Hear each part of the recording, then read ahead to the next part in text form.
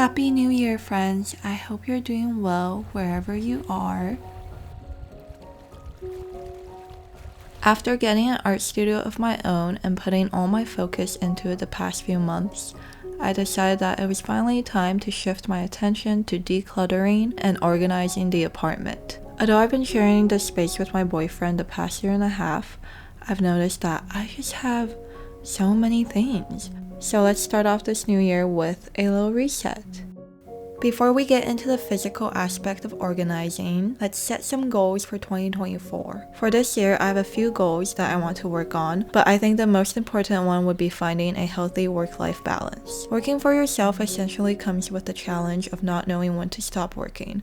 Sometimes I'll pull like a 70-hour work week, and I'm trying to avoid that. I want to create more art, tattoo, make more videos, see my friends, spend more time alone, the list goes on. And to achieve all this, some type of mental organization is needed. And this is why I am so excited to say that I am partnering up with Notion for this video. Notion is honestly a lifesaver in helping me feel somewhat put together. You can build your Notion to be your own personalized home base for anything, really. Plus, there's limitless customization to create a system that really works for you. I love how I can create pages, subpages, categorize, and link everything together. This is just a brief glance at what my Notion homepage currently looks like.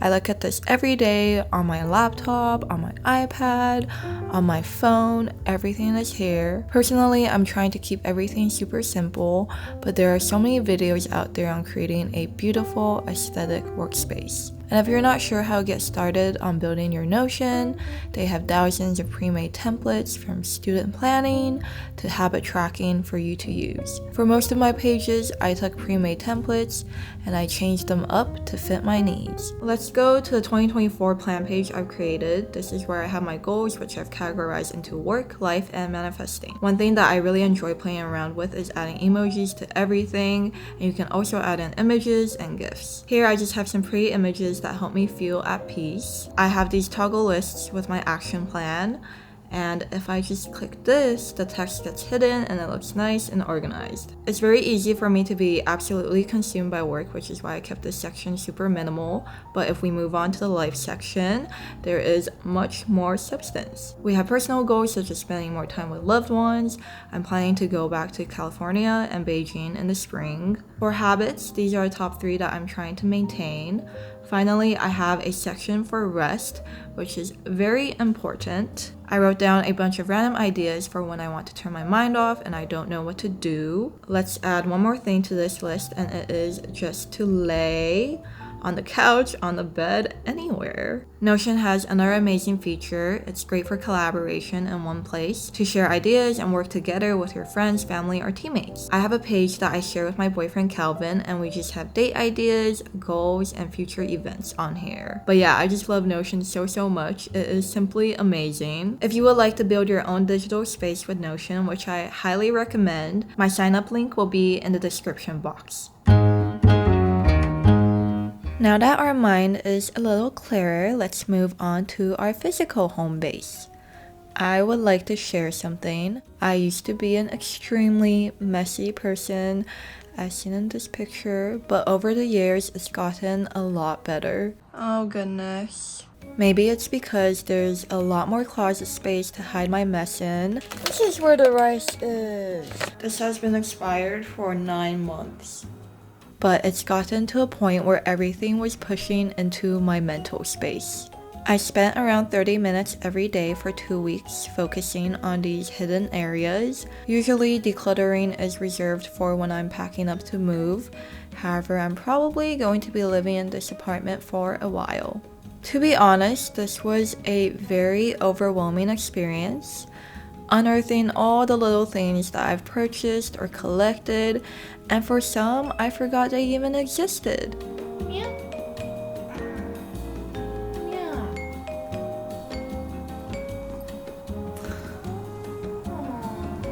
A lot of times I think I need something and purchase it without thought, or I'll have a bad day and do some retail therapy, or I'll doom scroll on a sale and make a purchase to compensate for the lost time. I'm trying to be more conscious of my consumption, but it's so hard in this digital age. Every time I open Instagram, my explore page is all sneakers, which is terrible because I don't need these items. They're just so cute to look at. And I'm like, should I buy it? Do I need it?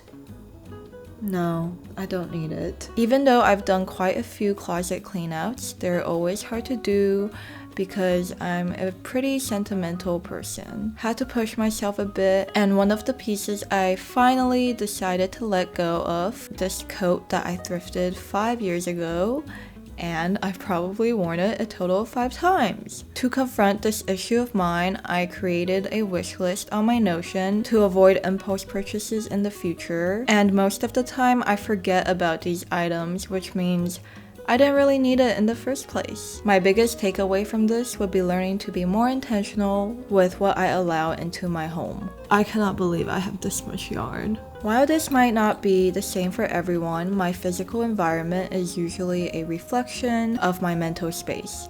Even though I wasn't able to declutter it as much as I probably could have, I felt so free and so much more motivated to continue on to the next step.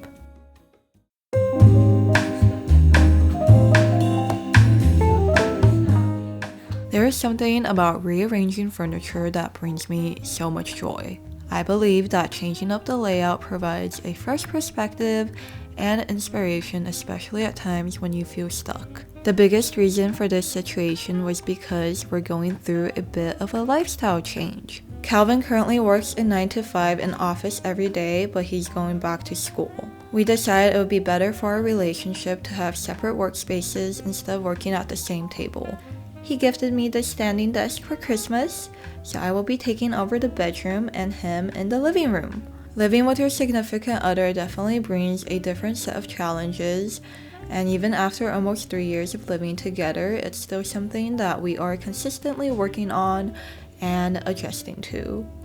We did get into a small argument during this process.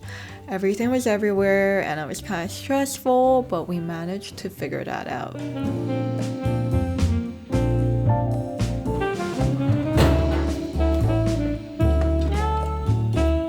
I love having a cozy home to come back to after a long day at the studio, so I added in some lighting.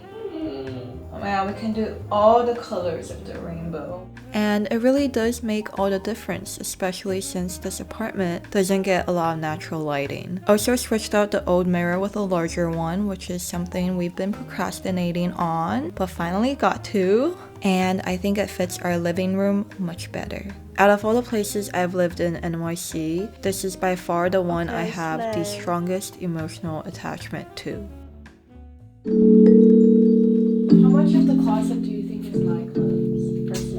Everything past this bedroom. In order to keep this space organized, it was very important to find a system that works and have the habit of putting things back to where they were. My main focus was the closet because that's what tends to get messy the quickest. I like it when stuff is easy to reach, so moving all my sweaters and jeans from the top of the closet to the shelving unit has so far been a great decision. After going through these tops a second time and getting rid of some, I put them into their respective drawers, and I think we have a higher chance now of keeping everything in order.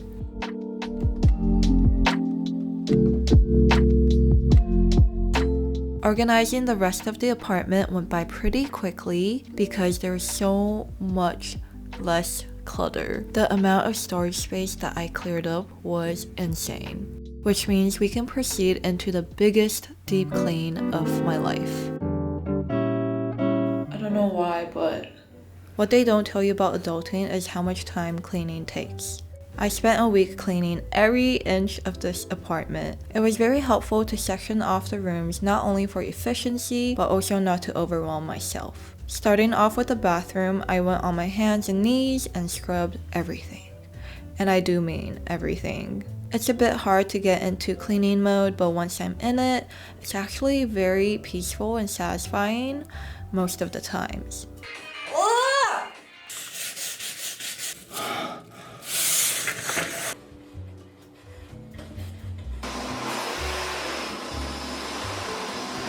Cleaning the kitchen now, thankfully it was not too bad. We do cook a lot, so we're able to maintain some sort of cleanliness here.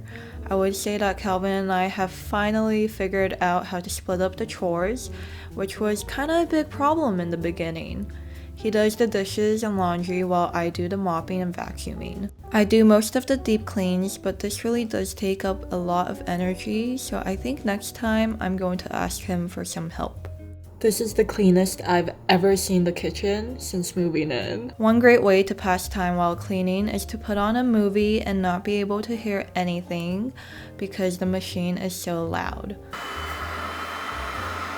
I use this little green machine to clean the couch and chairs every few months, and it really does work, and the gunk that comes out of it is so nasty.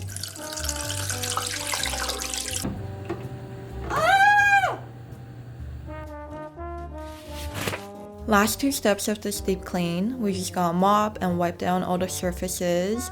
I was so exhausted at this point and wanted to give up, but I refused because this girl was committed, okay? This steam mop was probably my best cleaning purchase of 2023.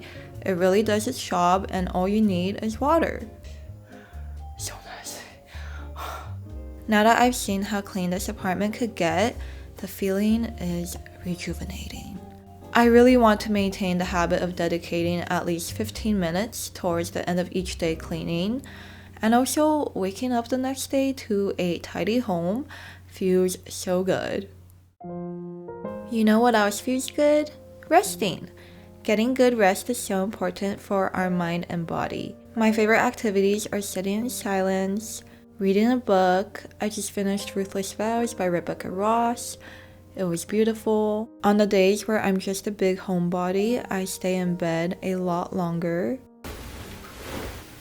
And I'll try to do some stretching, but most of the time I'm just playing with the cats.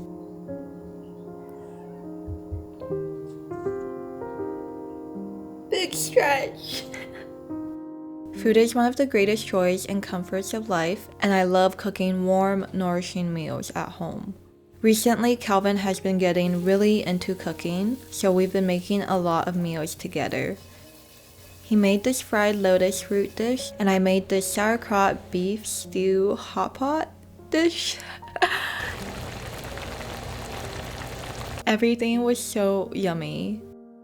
I hope you enjoyed this video, and I would love to know what you're excited about for the new year in the comments.